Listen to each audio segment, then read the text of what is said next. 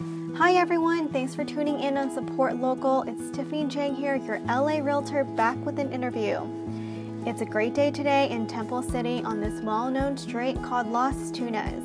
For all my parents or future parents, this one is for you. We are featuring Agape Learning, which is a tutoring center for kids. The owner, Joy, is truly passionate about her job, and I'm excited for you to meet her. Let's get started.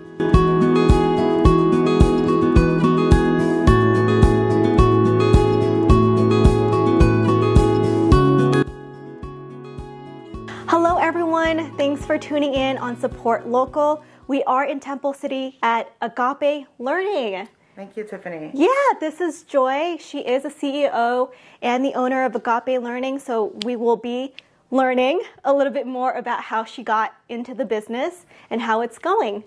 Thank you so much for having me today. Thank you for being here, Tiffany. Yeah, this is such a special place.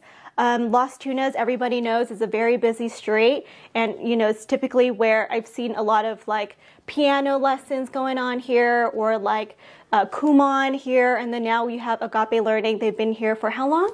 We've been here for about 10 years. Wow, yes, that's a long we started time. as a small tutoring center, and with the help of the community and of course of God, we're able to grow into a full-on learning center.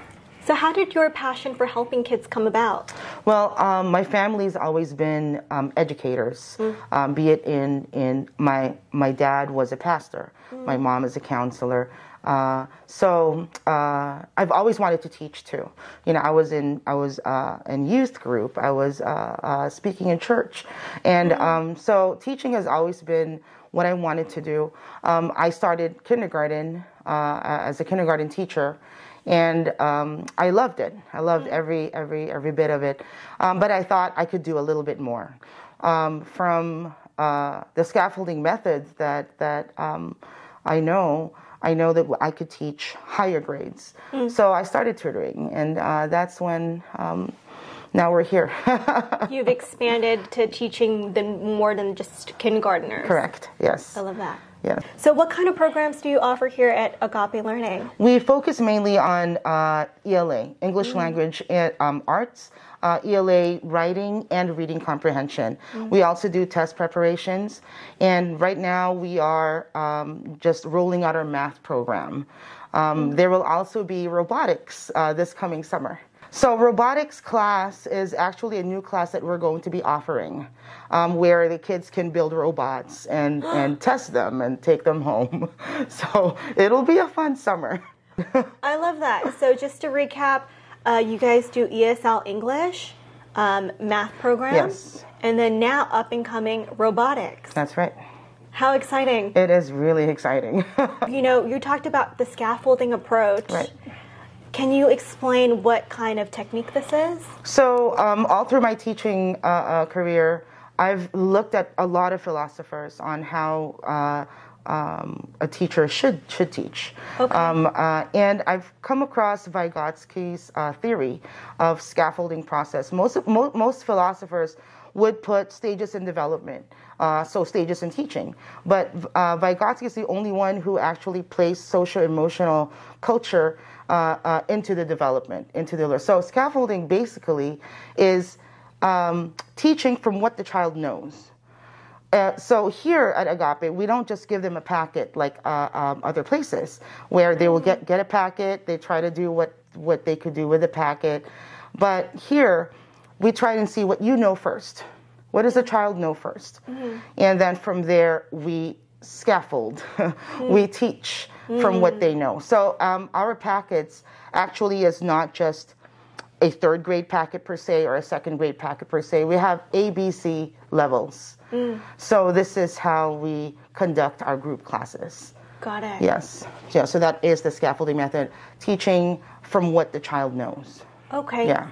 Because I'm seeing maybe two kids, let's say third grader, but then this third grader might know more than the other third exactly. grader, so you put them in different groups. Exactly. So I love that. Yes. So our group classes is based on what the child knows and what they can do, and then we teach from there. Okay. Yes. So how many students would you say you have here? We have about 200 students. Oh my God.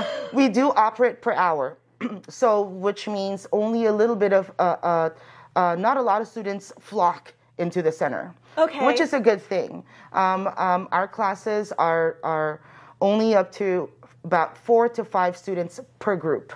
Oh, that's good. We like to keep things intimate. You know, we want to make sure that the teachers teach sort of kind of like a one-on-one method. So we like to keep our classes small. So how do you go through, 4 groups of 200 people? Each day we operate from 3:30 up to 8:30 p.m. Oh, that's late. Yes. But parents probably like that because they get off work and they can pick up their Exactly. kids. They have dinner, they get their homework done. We also have an option of doing their homework here. We have a room where their kids can bring in their homework, work on their homework a little bit, and then go to class. Oh. Yeah, so it's catered really not just for the child, but also for the parent's schedule. Okay. Yes. So from your experience, what would you say, how have Agape Learning impacted kids in a positive way? So here we believe that children should be confident first. In anything that a child can do, they need to know that they can do it. Right. So here we don't just teach. We're not just tutors. We're instructors. We're mentors. So we build their confidence, and then we teach.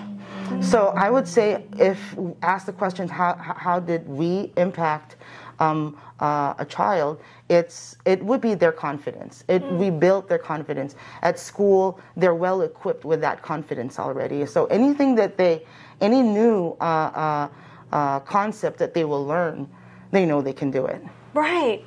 You make a really good point, because when I was a kid, I also went to an after-school program, and I did my own math homework from school, and they gave me some additional math homework, but it was a higher level than I was being taught at school.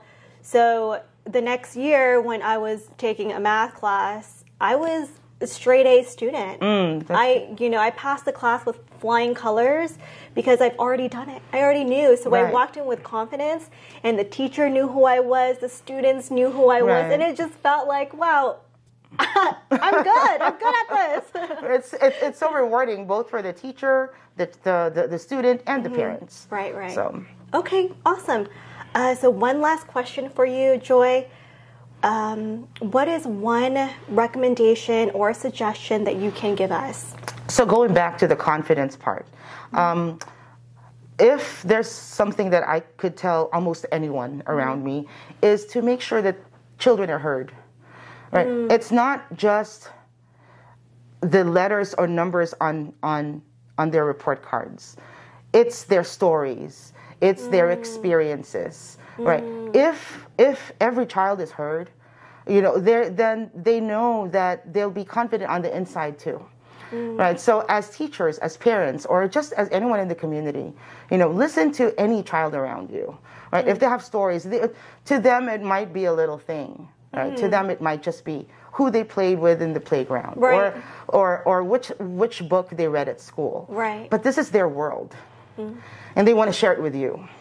So I feel like this is one thing that we should all be aware of, and no matter how busy our days are. I mean, I know you're busy. I'm so busy too.